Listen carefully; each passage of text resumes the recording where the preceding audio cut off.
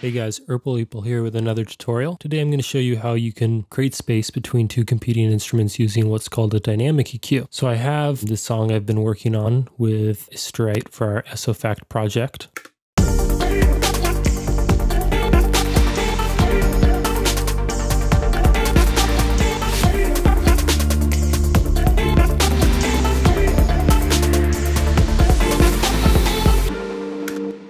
So that's sort of a part that I'm working on where I have this sort of housey pad and this guitar part that are competing a bit with each other. And let's just listen to those together.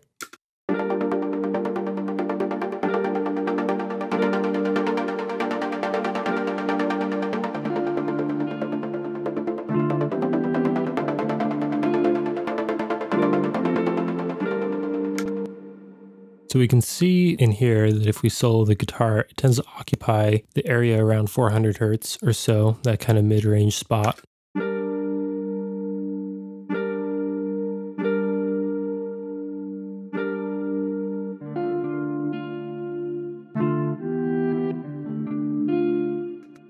We can see that that's where it's at. And if we look at this kind of housey pad I made,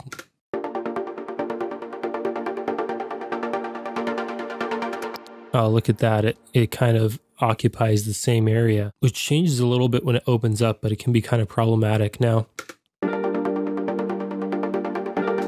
we notice the conflict only really happens in a few spots. For the most part, it's at the transients of the guitar chords. And I'd like to give preference there for the guitar chord. So I'd like to cut space away from the ARP. Now, the traditional way of doing this would be to use an EQ.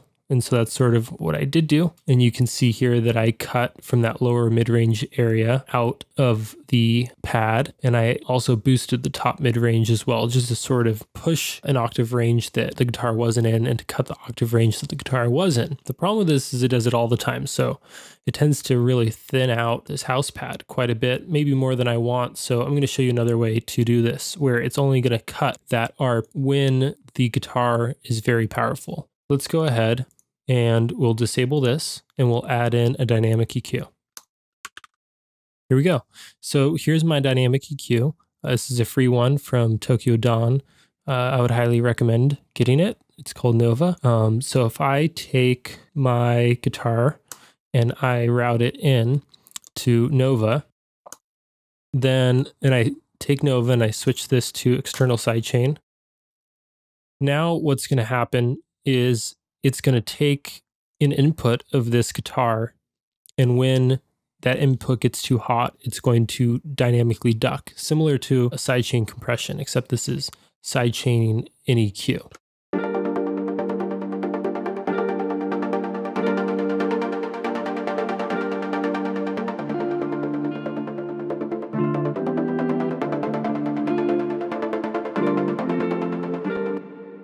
And we probably want to get the attack very short, so it's ducking for that transient, but not so short that it creates popping. So maybe a couple milliseconds will be fine. Maybe a little snappier in the release so it doesn't hold for quite so long.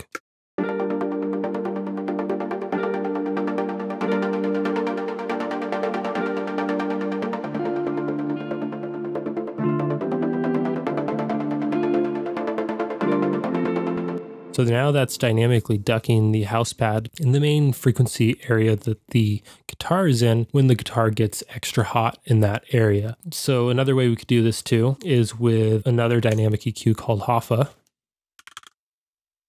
or IQ by Hoffa, I should say. So we can route it into it again. And in this case, this is actually an analysis of the house pad itself. So if we turn on that sort of mid-rangey area there, we turn on the dynamic section and we open up the sidechain. We change it from internal to external sidechain. A type is going to be a bell, and we can set it right there where it's at. The cool thing with this is you can change in the detection circuit how high the resonance is. So if you really wanted to only trigger off of one tiny frequency, you can do that and still have the EQ point being wide and more gentle sounding. We kind of want this to duck for almost all of the mid-range, so almost the opposite. We want it to be pretty wide, and we'll widen the normal EQ point as well.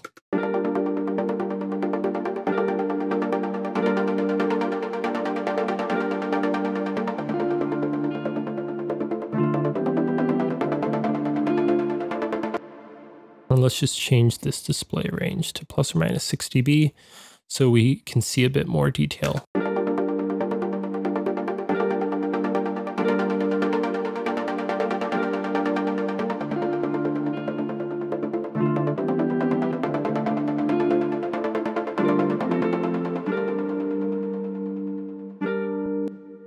So there we're ducking. The cool thing with IQ is we can also boost. So let's say up in this octave range, I want to boost it.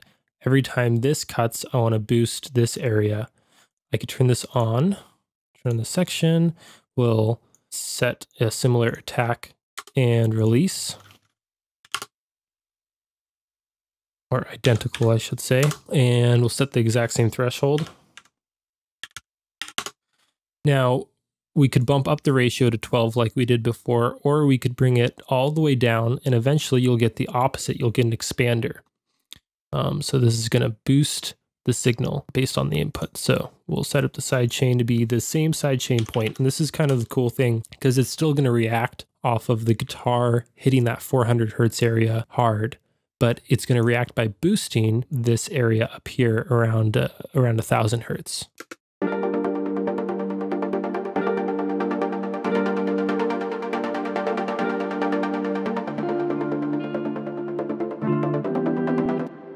Let's just set up a little more.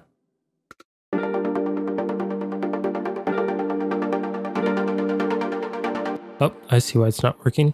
This needs to be external sidechain. Okay, now, now we'll set it up.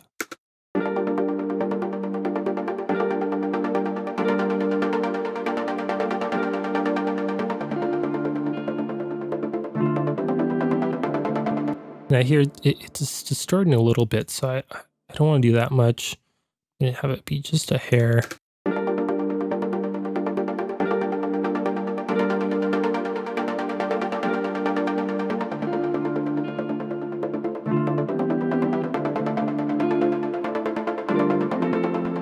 So that can be nice. Let's hear how that sounds in the mix.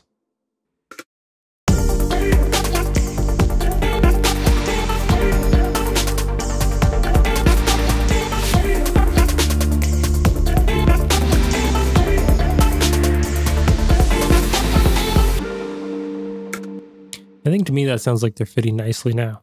So I hope that helps. If you guys have any questions, please feel free to ask in the comments.